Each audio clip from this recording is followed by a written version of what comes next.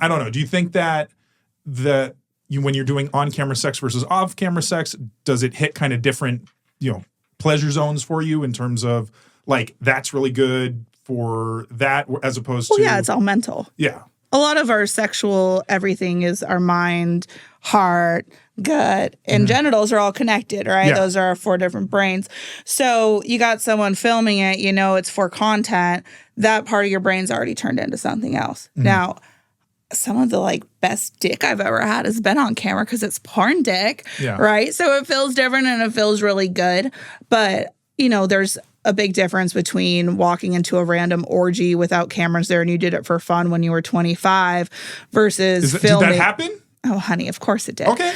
And just doing a bunch of different things like that, that is a lot different sexually than doing a scripted scene. But if, you do sex tape style where you got the cameras up and go and spend a weekend with another creator and make a bunch of content with them, that's going to be a lot different than the guy I have come into the room with me and a cameraman and we shoot for 20, that scene. It's completely different. Yeah. Still feels good, but it's different. I come a lot, but my big orgasms are typically when I'm I got a toy on my clit and I'm having sex and it's the whole thing. That doesn't look as good on camera when I'm no one really wants to see that. You have that one position where you're like, oh yeah, but it just... and then you all clamp up, your whole body. Yeah, that one. Yeah, that's the one. So that's the big orgasm. So that's definitely different than what's on camera, but it still feels good. But it's just different. Yeah. Yeah.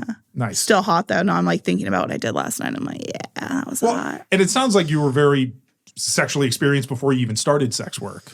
Yeah. And I mean, not to the extent that I thought I was. And then I started sex work and I was like, oh, baby, I've learned quite a bit.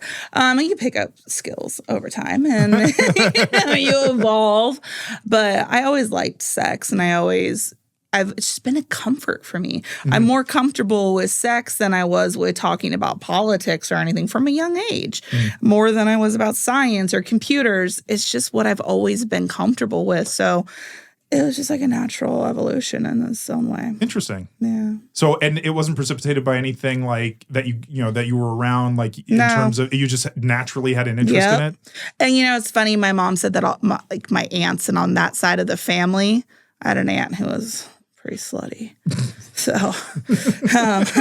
I guess she was successful in business and she just used her sexuality and attracted people from it. And I was a lot like her and their, other relatives. So it can be genetic to be oversexed in a way, but no sexual trauma, nothing like that. No. I used to sneak watching Sex in the City when my parents were asleep. I'd creep up and be like, HBO's on. All right, go back to my room and have my own TV and little cable box. And I was 9.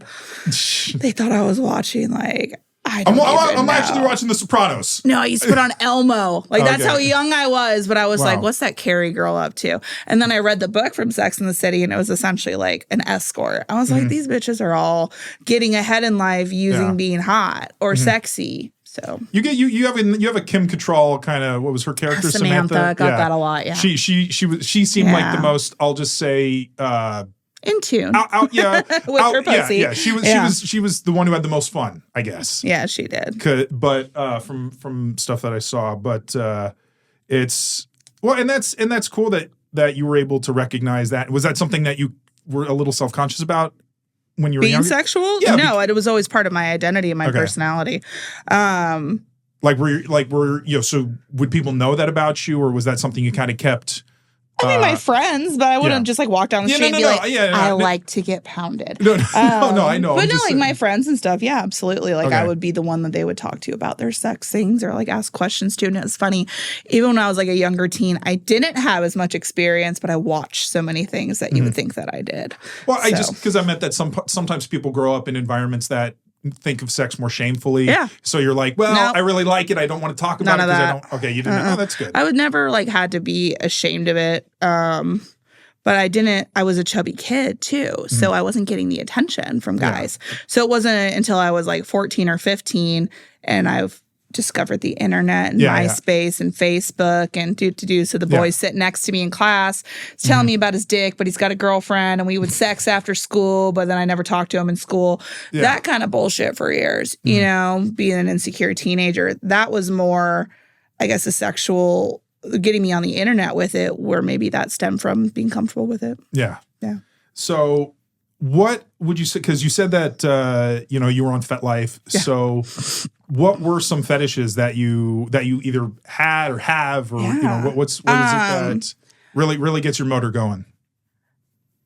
As this person, not Veronica, I really liked being dominated by men that like I respected and was really attracted to and just fucking railed. Mm-hmm. But there's like a whole mental control that goes into that, and it has to be a lot of trust. So I only really enjoyed it one time with one person. Okay. So I attempted that with many, and it did not go the way I wanted it to. And I was like, bitch, I don't respect you. You can get on your knees.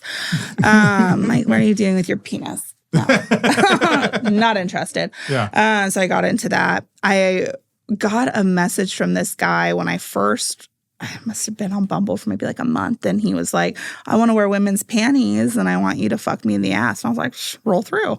So I used to drink, so I made it a whole night. I was like, I'm taking the night off work, dude. I'm going to fucking do in the ass. I've always dreamt of this shit. I used to look at my ex ass and go, that's a cute little butt. But of course that, he wasn't into that. Yeah. So a guy comes over and he's like a good looking like surfer bro. And of course, this part of me is like, choke me, right?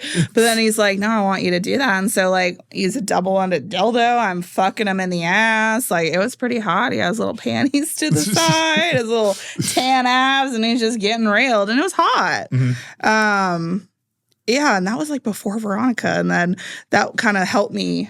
That steered you. Yeah, because I did a lot of dom stuff in the beginning of my career, and I still do sometimes, but I don't really attract submissive men the way that I used to. Really? I ran over this guy's balls one time with an office chair, and I think since then I've scared a couple of them off. How do you even do that? He asked me to. No. But like, I'm trying to think of like he was laying on the ground. They were very abused balls at this point, so they were able to like be away from his person. Like he walked in with a Dremel saw and was like, I want you to saw my balls. And I was like, you fucking weirdo. And I was like, we can do better than that. And this is before? No, this was during. This is in the first year of Veronica, though. Okay. And so I'm like doing that with his balls. And I was like, this is boring. Like, you've done this before. Like, your balls are sandpaper. I was like, we need to take things to the next level. So I get him on the ground and he's got his balls out. And I take a chair just like this one and all over his balls. He's all, ah! He called me the castrator. I was like, well, I guess you won't be asking for that again, will you? Oh, man. So after that, like, how do you compare to that? Yeah. As a dom? I mean, have you ever gotten